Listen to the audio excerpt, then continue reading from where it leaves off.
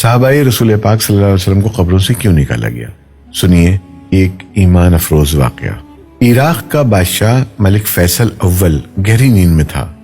اس نے خواب میں دیکھا کہ کوئی اس سے کہہ رہا تھا، ہم رسول اللہ صلی اللہ علیہ وسلم کے 2 صحابی دریا دجلہ کے کنارے دفن ہیں۔ دریا کا رخ تبدیل ہو رہا ہے، پانی ہماری طرف بڑھ رہا ہے۔ حذیفہ بن یمان رضی اللہ تعالیٰ عنہ کی قبر مبارک میں پانی آ چکا ہے، جبکہ جابر بن عبداللہ رضی اللہ تعالیٰ عنہ کی قبر بھی نم ہونے لگی ہے۔ ہمیں یہاں سے نکال کر دریا کے کنارے سے کچھ فاصلے پر دفن کیا جائے۔ عراق کے بادشاہ نے یہ الفاظ خواب میں سنے، لیکن ان کی طرف کوئی توجہ نہ دی۔ دوسری رات پھر یہی الفاظ سنائی دیے، لیکن اس نے اب بھی توجہ نہ دی۔ تیسری رات یہ خواب عراق کے مفتی اعظم نور سعید پاشا کو دکھائی دیا۔ انہوں نے اسی وقت وزیر اعظم کو ساتھ لیا اور بادشاہ کی خدمت میں پہنچ گئے۔ جب انہوں نے بادشاہ سے اپنا خواب بیان کیا تو بادشاہ چونکا اور بولا، یہ خواب تو میں بھی 2 بار دیکھ چکا ہوں۔ اب انہوں نے مشورہ کیا۔ آخر بادشاہ نے مفتی اعظم سے کہا، پہلے آپ قبروں کو کھولنے کا فتویٰ دیں تاکہ میں اس خواب کے مطابق عمل کروں گا۔ مفتی اعظم نے اسی وقت قبروں کو کھولنے اور ان میں سے لاشوں کو نکال کر دوسری جگہ دفن کرنے کا فتویٰ جاری کر دیا۔ اب یہ فتویٰ اور شاہی فرمان اخبارات میں شائع کر دیے گئے۔ اعلان کیا گیا کہ عید قربہ کے دن دونوں اصحاب رسول صلی اللہ علیہ وسلم کی قبریں کھولی جائیں گی۔ اخبارات میں جوں ہی یہ خبر شائع ہوئی تو دنیا اسلام میں بجلی کی طرح پھیل گئی۔ اخبارات کی دنیا اس خبر کو لے اڑی، اور مزے کی بات یہ کہ یہ حج کے دن تھے۔ تمام دنیا سے مسلمان حج کے لیے مکہ اور مدینہ پہنچے ہوئے تھے۔ انہوں نے درخواست کی کہ قبریں حج کے چند روز بعد کھولی جائیں تاکہ وہ سب بھی اس پروگرام میں شرکت کر سکیں۔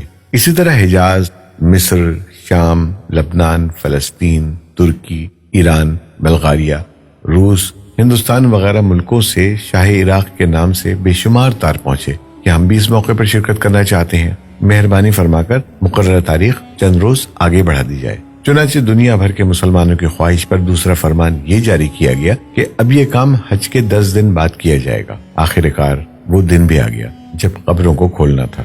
دنیا بھر سے مسلمان وہاں جمع ہو چکے تھے۔ پیر کے دن دوپہر 12 بجے لاکھوں انسانوں کی موجودگی میں قبروں کو کھولا گیا۔ حضرت حذیفہ بن یمان رضی اللہ تعالیٰ عنہ کی قبر میں کچھ پانی آ چکا تھا، جبکہ حضرت جابر بن عبداللہ رضی اللہ تعالیٰ عنہ کی قبر میں نمی پیدا ہو چکی تھی، اگرچہ دریائے دجلہ وہاں سے 2 فرلانگ دور تھا۔ تمام ممالک کے سفیروں، عراقی حکومت کے تمام ارکان اور شاہ فیصل کی موجودگی میں پہلے حضرت حذیفہ بن یمان رضی اللہ تعالیٰ عنہ کی نعش مبارک کو کرین کے ذریعے زمین سے اس طرح اوپر اٹھایا گیا کہ ان کی نعش کرین پر رکھے گئے اسٹریچر پر خود بخود آ گئی۔ اب کرین سے اسٹریچر کو الگ کر کے شاہ فیصل، مفتی اعظم، وزیر جمہوریہ ترکی اور شہزادہ فاروق ولی عہد مصر نے اسٹریچر کو اپنے کندھوں پر اٹھایا اور نہایت احترام کے ساتھ ایک شیشے کے تابوت میں رکھ دیا۔ پھر اسی طرح حضرت جابر بن عبداللہ رضی اللہ تعالیٰ عنہ کی نعش کو نکالا گیا۔ دونوں نعشوں کے کفن بالکل محفوظ تھے، یہاں تک کہ داڑھی مبارک کے بال بھی صحیح سلامت تھے۔ نعشوں کو دیکھ کر قطعاً یہ احساس نہیں ہوتا تھا کہ وہ 1300 سال پہلے کی ہیں، بلکہ یوں گمان گزرتا تھا انہیں وفات پائے ابھی مشکل سے 2-3 گھنٹے ہوئے ہیں۔ سب سے عجیب بات یہ ہے کہ دونوں کی آنکھیں کھلی ہوئی تھیں، ان میں اس قدر تیز چمک تھی کہ دیکھنے والے ان آنکھوں میں آنکھیں ڈال کر دیکھ نہ سکے۔ بڑے بڑے ڈاکٹر یہ منظر دیکھ کر دنگ رہ گئے۔ سچ ہے، محمد صلی اللہ علیہ وسلم کے غلاموں کا کفن میلا نہیں ہوتا۔ ہم امید کرتے ہیں کہ یہ معجزاتی اور تاریخ ساز ویڈیو آپ کو ضرور پسند آئی ہوگی۔ کمنٹس میں سبحان اللہ ضرور لکھیں، اور آپ اپنے دوستوں اور احبابوں کو بھی ضرور شیئر کریں تاکہ ان کا بھی ایمان تازہ ہو سکے۔ جزاک اللہ خیر۔